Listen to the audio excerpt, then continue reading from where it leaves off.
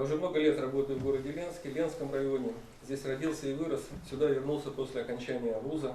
Все эти годы я честно трудился, мой труд отмечен различными государственными наградами. Жители города избирали меня главой города, дважды я был избран главой района, а это большое доверие людей, огромная ответственность и нагрузка. К сожалению, уже более 2 лет я нахожусь под следствием, что не дает мне возможности исполнять свои обязанности главы района. На стадии следствия наши аргументы и доводы не были услышаны и приняты. Сейчас, после всех разбирательств в суде, я надеюсь, что суд вынесет объективное, справедливое решение, и я смогу вернуться к исполнению своих обязанностей. У меня все, Ваша честь.